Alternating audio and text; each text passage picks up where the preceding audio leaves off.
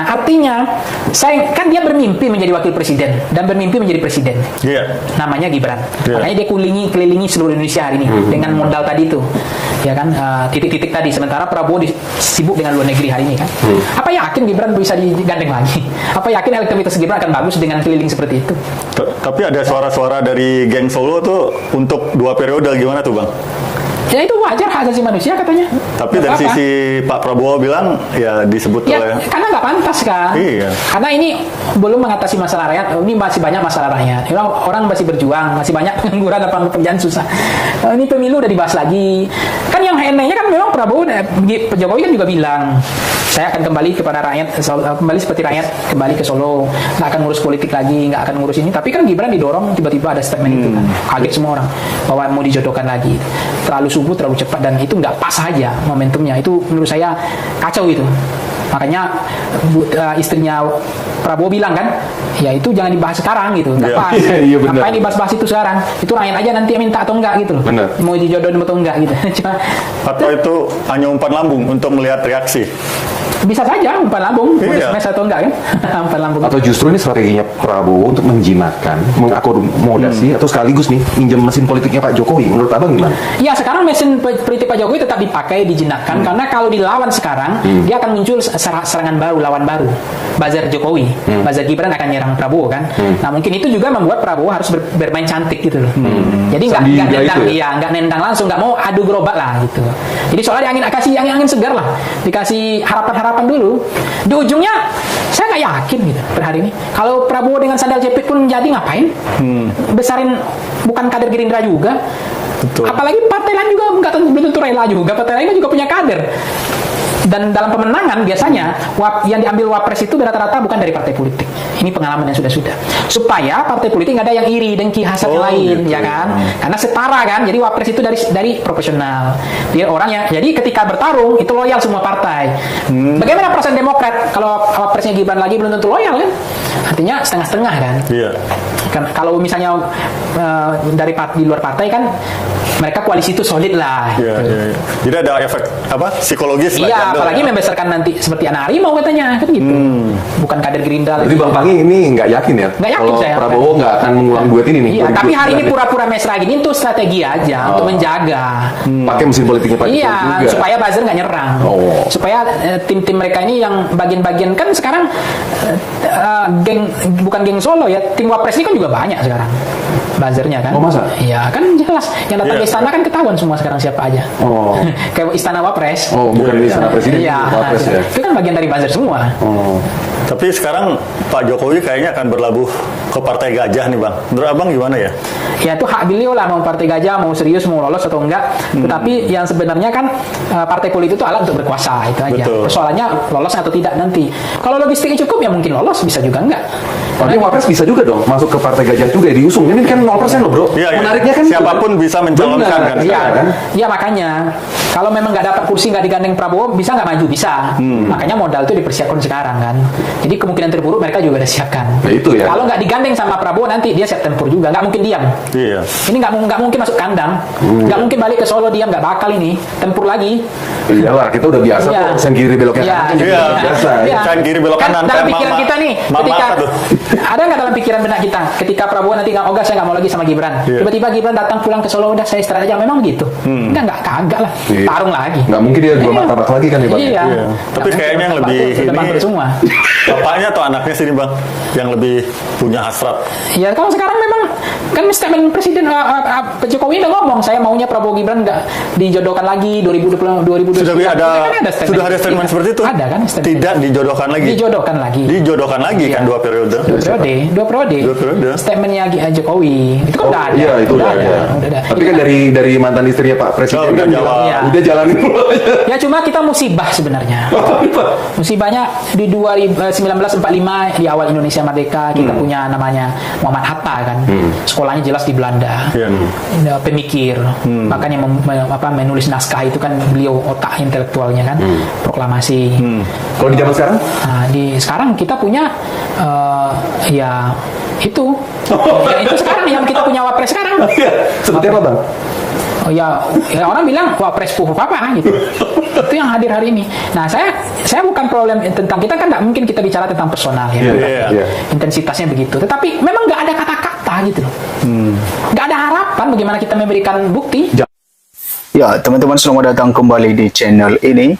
Ide dukung Prabowo Gibran 2 periode tuai sorotan, begini respon Jokowi.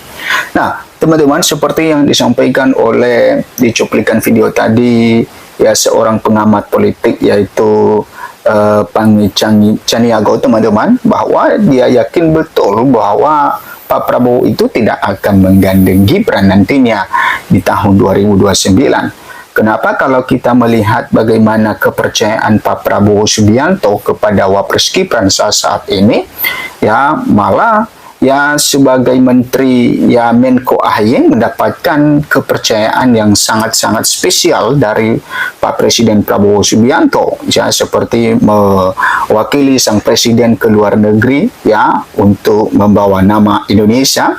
Dan pengamat ini menilai bahwa ya kesempatan yang spesial itu tidak pernah didapatkan oleh Wapres Gibran, ya di mana Pak Prabowo mengutus Gibran untuk mewakili Indonesia ke luar negeri.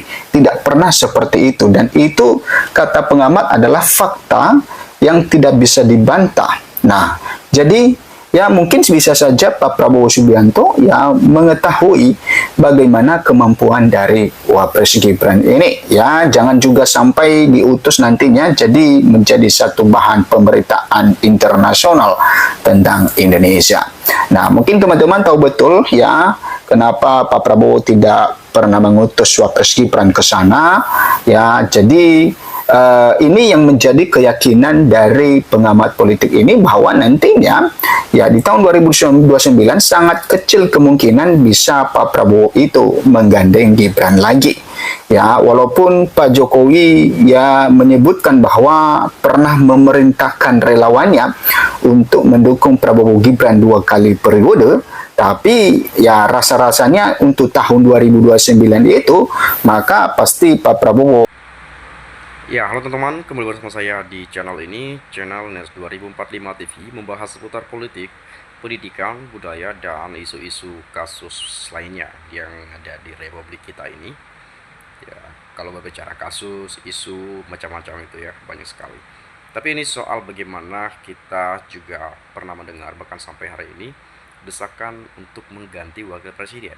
Nah, dan juga kemudian ketika Pak Jokowi ya mengatakan bahwa mendukung Prabowo Gibran 2 periode dan seterusnya.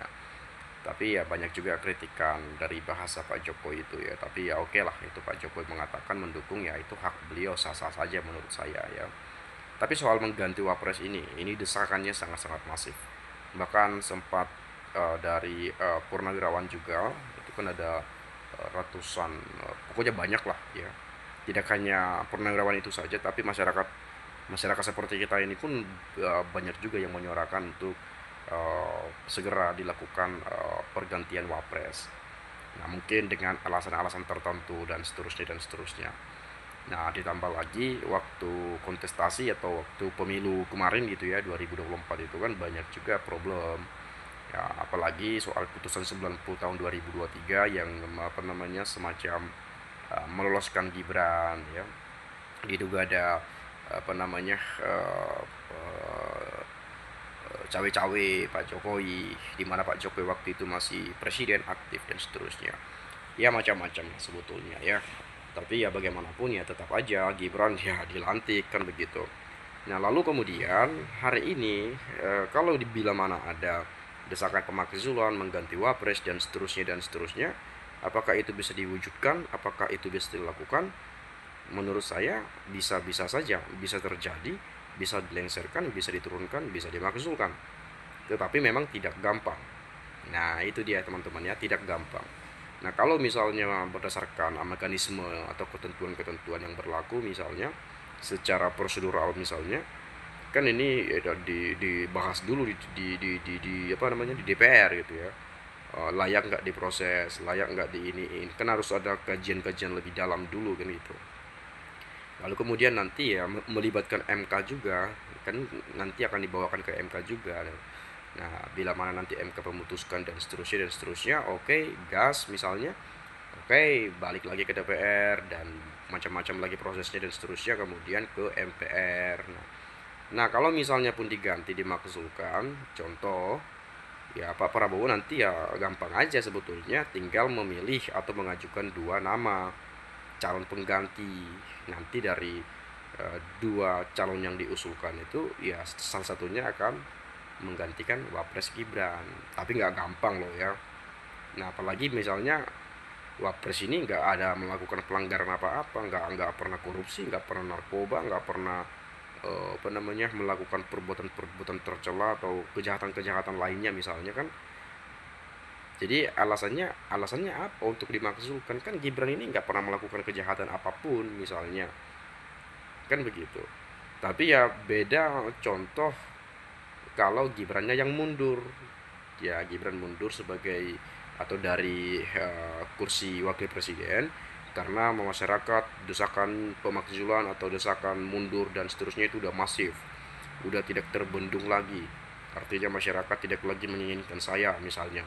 Lalu kemudian beliau dengan sukarela ya mengundurkan diri, ya mungkin itu akan lebih mulia gitu ya. Tapi ini memang ya nggak gampang lah untuk melakukan pemakzulan, itu nggak gampang teman-teman, tidak gampang. Nah, tetapi kalau misalnya di 2029 Gibran mau nyalon nih, ya udah tinggal teman-teman gak usah pilih. Kalau memang merasa Gibran nggak cocok atau merasa Gibran nggak layak atau nggak pantas, ya tinggal gak usah dipilih aja, kan gitu. Nah, lalu kemudian apakah dengan ucapan Pak Jokowi yang pernah mengatakan mendukung Prabowo Gibran 2 periode, artinya Pak Jokowi juga ingin Gibran ini mendampingi Prabowo lagi di 2029 gitu. Nah, padahal misalnya Pak Prabowo, apakah Prabowo butuh Gibran di 2029? Tentu butuh, tapi nggak butuh-butuh amat, kan begitu. Karena posisinya Pak Prabowo sudah sebagai presiden, pasti punya power juga beliau ini kalau masuk atau kalau mendaftar di 2029 sebagai capres untuk ke 2 periodenya. Kan banyak juga nanti dari partai-partai lain yang mungkin ya ketua partai lain misalnya mendampingi Pak Prabowo sebagai calon wakil presiden kan, nah banyak aja itu. Nah, ditambah kan Gibran ini kan nggak ada partai juga kalau saya nggak salah, karena kan sudah dipecat dari PDIP, atau mungkin sekarang jadi kader Golkar atau gimana, mungkin belum ya, satu-satunya alasan mungkin nanti ya ke PSI lagi tuh misalnya, partai adiknya itu Kaisang PSI ya macam-macam lah sebetulnya ya, tapi kita nggak bisa pastikan lah, karena ya bagaimanapun hidup ini ke depan kita nggak tahu. Tapi kalau membaca arah politiknya gimana ya mungkin kita bisa prediksi atau menilai ya. Dan dalam hal ini ya kita percayakan saja dulu kepada pemerintahan ini ya untuk mensukseskan segala program visi misinya dan seterusnya ya, terutama untuk kepentingan rakyat dan seterusnya. Nah, tetapi selama ini sudah 2 tahun lebih ya pemerintahan ini, apalagi hari-hari ini saya lihat sering banyak demo, terutama soal jebolnya rupiah itu kok sempat ke angka 18.000 ya, sempat ke 18.200 tuh sempat, tapi udah menguat lagi ya. Kemudian ini lagi satu soal janji Gibran waktu kampanye itu, katanya 19 juta lapangan kerja akan diciptakan dan seterusnya, tapi ya realisasinya mana, udah berapa persen, gimana. Padahal yang mungkin yang kita lihat ya PHK dan seterusnya. Nah, terkait MBG memang membuka lapangan pekerjaan, tapi kan terbongkar kebobrokan yang terjadi di program ini. Kan mantan kepala Badan Gizi Nasionalnya, kepala BGN-nya kan kemarin itu korupsi. Ada banyak yang terlibat mungkin gitu ya. Nah, kan itu juga menandakan bahwa ya pemerintahan ini dalam sistem pengawasan untuk pengelolaan MBG tadi mungkin kurang ketat atau gimana kan begitu, sehingga masih ada celah untuk ya mereka-mereka yang kemudian korupsi kan gitu. Artinya kan pengawasannya kan nggak terlalu ketat masih ada celah untuk korupsi. Makanya makanya kan korupsinya itu besar juga kan, 1 miliar sehari katanya itu kan luar biasa. Ya ini kita apresiasi juga kepada kejaksaan ya, menangkap, tersangkakan, bahkan udah mengeksekusi lah ya pejabat-pejabat korup itu. Bukan pejabat lagi ya, karena kan udah dipecat dulu baru ditangkap gitu ya. Nah itu kita dukung, untuk pemberantasan korupsi kita dukung. Tapi kita memang menginginkan bagaimana pemimpin-pemimpin kita ini bisa betul-betul menjalankan tugasnya dengan baik. Saya kira itu saja. Terima kasih, salam dan sampai jumpa.